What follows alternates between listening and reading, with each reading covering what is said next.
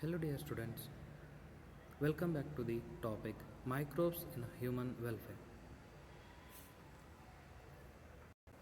Lecture number 5. In previous video, we were discussed about microbes in the production of biogas. In this video, we are going to understand about microbes as a biocontrol agents. Biocontrol refers to the use of biological methods for controlling plant diseases and pests. Effects of use of chemicals, insecticides and pesticides to control diseases and pests. These chemicals are toxic and extremely harmful to the human beings and animals. Second point, polluting our environment, that is the soil, groundwater, fruits and vegetables. Third point, soil is polluted through a use of weedicides to remove the weeds. Now we are going to understand about biological control of pests and diseases, that is with the help of microbes in a biocontrol. First point, that is based upon the Bacillus thuringiensis, that is commonly said it as a BT, used to control caterpillars. As you are observing here, this is a caterpillar.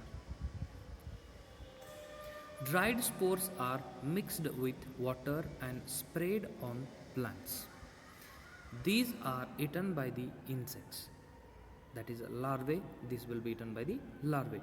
In the gut of the larvae, the toxin releases and kills the larvae.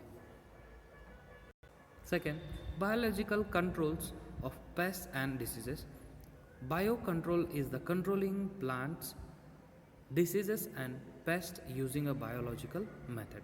Example, the ladybird are used to control aphids and dragonflies for the mosquitoes. As you are observing, this is a ladybird which is having with a familiar beetle with a red and black markings. This is a ladybird. This will controls the aphids. And here it is a dragonflies. This will controls the mosquitoes. For aphids, we are calling Geddalu in Kannada. Mosquitoes are, as already we were knowing, that is a Solle in Kannada. Next point is Trichoderma is a free living fungus used to control several plant pathogens. As here they were shown a Trichoderma, right? This is a Trichoderma fungus they are using for the controlling of several plant pathogens. Baculovirus are pathogen that attack insects and other arthropods. The majority of baculoviruses belongs to the genus Nucleopolyhedroviruses. These viruses are species specific, narrow spectrum insecticidal applications. They have no negative impact on plants, mammals, birds, fishes, etc. This is very useful in a integrated pest management program, that is a IPM. These baculoviruses are a species specific, as we already said, but it is having a narrow spectrum insecticidal application, but it is having the nature friendly. In integrated pest management, it is an ecosystem based on strategy that focuses on a long-term preventions of pests or their damages through a combinations of techniques such as a biological control, habitat manipulation, etc. Microbes are also used as a biofertilizers. As a biofertilizers are the organisms that enriches the nutrient quality of a soil. Usually, few microbes are helping in enriching the soil nutrient.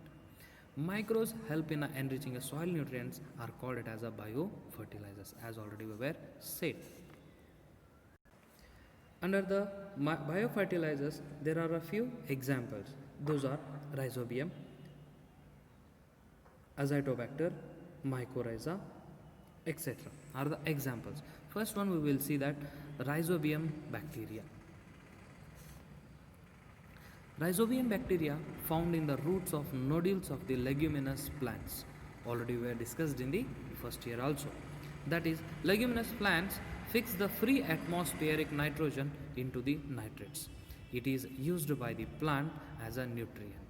This nitrate is used as the nutrient for the plants that will be helping by the microorganisms, that is a rhizobium bacteria.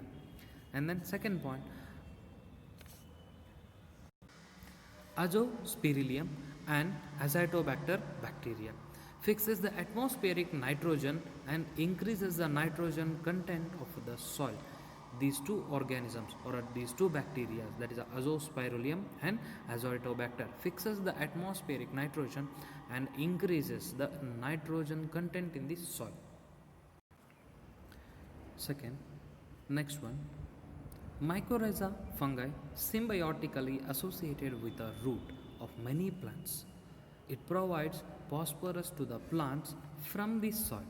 From the soil, this mycorrhiza fungi symbiotically they will provide the phosphorus. As already we were known, symbiosis means that both the organisms should benefited. That is called as a symbiosis. And here with the help of mycorrhiza, other plants are also taking the phosphorus from the soil. Next point, it makes the plant resistant to root-borne pathogens and increases the tolerance to salinity and droughts. Here you can observe with a mycorrhiza, presence of a mycorrhiza where the roots are formed. Here you are observing without a mycorrhiza how the roots were formed. Next one is a cyanobacteria are autotrophic microbes, widely distributed in the aquatic and terrestrial habitats, many of which fix atmospheric nitrogen and increases the soil fertility. Cyanobacteria, usually we are example or we were well known with a Anabaena as well as Nostoc. And one more example is a Ocelotoria. These are the examples which we are giving for the cyanobacteria. These are organisms, they will fix the nitrogen from the atmosphere and increases the soil fertility.